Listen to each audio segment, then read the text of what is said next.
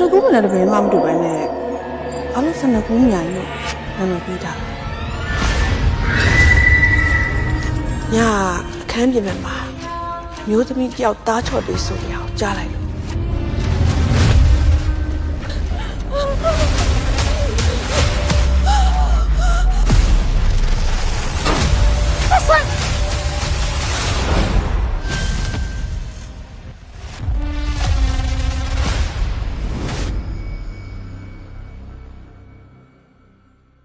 ဆိုတော့အခုခါမှာတော့ဒီဖူးဖူးရဲ့ပေါ့နော်တစ်နှစ်ကိုမှကျွန်တော်တို့ဒီရှားတော့ရှားခဲ့ပေါ့နော်ရုပ်ရှင်ဇာတ်ကားကြီးကတော့ထွက်လာပါပြီအခုခေတ်ကရုပ်ရှင်ဇာတ်ကားကြီးကိုဒီဩဂတ်28ရက်နေ့မှာရုပ်သင်ပြသမှာဖြစ်ပါတယ်ဆိုတော့ဒီအချင်းချုပ်ကတော့သူကဒီကိုဝင်ဆောင်မိခင်နေခိုလုံနဲ့ပေါ့နော်အဲ့ဒီခေယာကြီးစီကိုဒီကိုဝင်ဆောင်မိခင်သူ့မရှောက်လာတဲ့အခါမှာတော့နှစ်ပေါင်းများစွာဖုံးကွယ်ထားခဲ့တဲ့ဒီ6ချားဖွဲရာအရှာတွေကနိုးထလာခဲ့ပြီးတဲ့ဘာကြောင့်သူမဖြစ်နေရတာလဲသူမဘာလို့လဲပေါ့နော်ဖွေးလားဘာလို့ဖြစ်မလဲပေါ့နော်ဆိုတော့ဒီစကားကြီးကိုအခုဒီဟော်ရာကားကြီးကိုပေါ့နော်ဒီကျွန်တော်တို့ဒီတိုးမဲရုပ်ရှင်ထုတ်လို့ရခတ္တိယပဲထုတ်လို့ထားပဲဖြစ်ပါတယ်ဆိုတော့ဒီခတ္တိယရဲ့ဒုတိယကားပေါ့နော်တိုးမဲအပြီးမှာအခုဂေယရုပ်ရှင်စကားကြီးကိုဒီဇလန်ကတော့မိုက်အင်ကန်ဖြစ်ပါတယ်စံညုံကခေရှင်းညိုဖြစ်ပြီးတော့ဒရိုက်တာကတော့ပြည်သစ်နိုင်လို့သိရပါတယ်ဆိုတော့ထုံးစံအတိုင်းဆိုတော့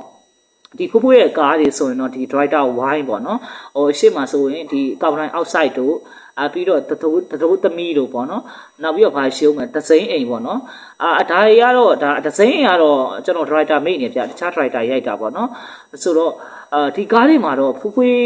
ဘယ်လောက်ကောင်းလဲဆိုတာကဖူးဖူးရအများကြီးတက်တည်ပြဖို့ပါပြီဟောရာဆိုရင်ဖူးဖူးကိုဘယ်သူမှမရှင်းနိုင်တော့အောင်ပေါ့နော်ဖူးဖူးရတကယ်ကောင်းတယ်ဆိုတော့ကအခုကားမှလည်းဘယ်လောက်ထိမိမိုက်နေမလဲကြောက်စရာကောင်းမလဲဆိုတာကတကယ်ကိုရှင်ခုန်စရာပေါ့နော်နောက်ကြတော့ဒီကလေးတယောက်ဆောင်လေးလည်းပါသေးရဲ့ဗျာနောက်ကြတော့ဝိုင်းကြီးတွေဖြစ်တဲ့ဒီအကယ်ဒမီဆိုမြတ်သူစာပါတယ်နောက်ကြတော့ဒီမင်းသားကြတော့ကြော်စုတို့ပေါ့နော်နောက်ဒီဇလန်တွဲမင်းသမီးတွေဖြစ်တဲ့ကျွန်တော်ဟိန်းရတုမင်းသားမင်းသမီးတွေဖြစ်တဲ့ဟိန်းတုတို့ပါမယ်နောက်ရှန်လင်းအောင်တွန်းတင်စာစောတွန်းစင်စာစောဆိုရင်ကျွန်တော်အရင်ကြည့်ချင်တာဗျရုပ်ရှင်ပိတ်ကားပေါ်မှာလေသူ့ကိုလေတရုပ်ဆောင်အရန်ကောင်းတာသူကတဘာဝကြတဲ့မင်းသမီးလေးပေါ့နော်ဒါပေမဲ့သူအခွင့်အရေးမရလို့ ਨੇ တူတယ်အခု